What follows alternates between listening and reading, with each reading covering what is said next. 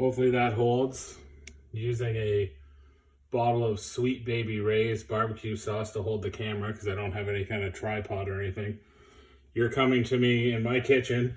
You're up in my cupboard. We're going to do a tutorial with the Tugboat today. So we're going to teach my buddy the chef how to make a breakfast sandwich with his new Christmas present. So first you have to get the ingredients out. You're going to need an English muffin.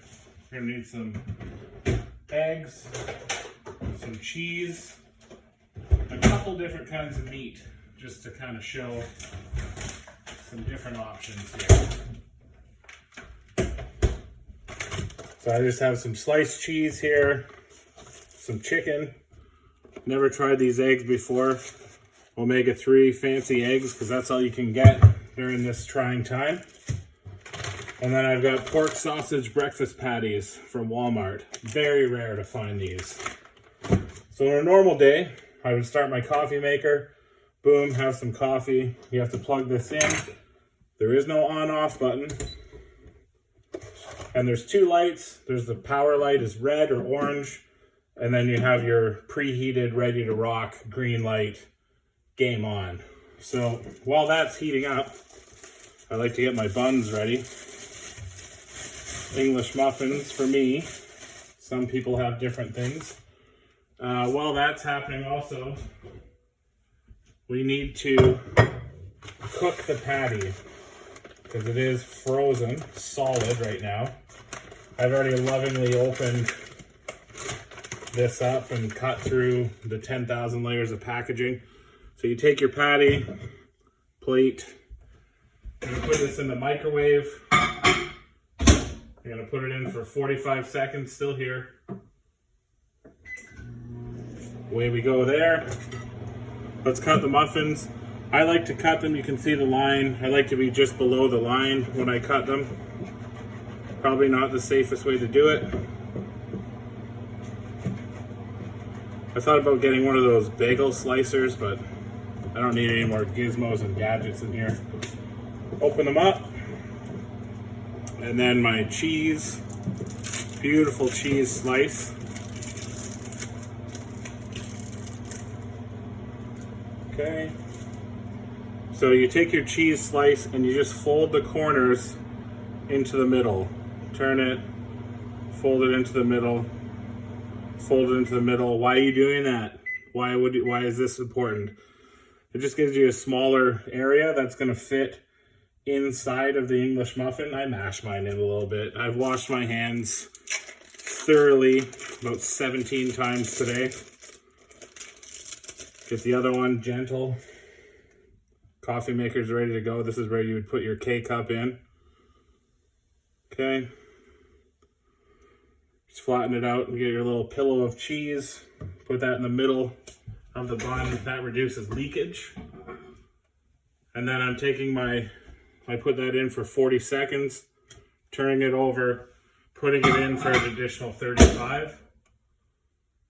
Just cause. So I'm gonna do the sausage on one side, and on the other side, I'm gonna put some of this just generic luncheon meat. Let's move this. So with the luncheon meat, and I call it luncheon meat, I stretch it out flat, and then I fold about 1/3 of it over, and then I fold that corner in. This one's pretty small, but again, I want that to fit within the boundaries of the English muffin. Just personal preference, probably. Let's see what these eggs look like. Yep, nice, beautiful brown eggs. Okay, you can hear a clicking sound. That is the unit has come up to temperature, so we're good to go. I'm gonna lay that sausage on, the correct one here. Pat some of the grease onto the bun, because I'm an animal. Now another key ingredient that they don't tell you about in the amateur leagues, take a little wedge of butter and just go around the outsides. So not only is that going to be the seasoning for your egg, it's also going to make sure that nothing sticks. I'm going to flip these bad boys up, take my two bottoms, drop them in, close that down, take one of these fine eggs. Again, this is a real tugboat method, but I like to shake my eggs until I feel them kind of release, and then crack, and try to get as little shell as possible in there, because it is a real pain in the you-know-what to get out. Shaking my egg.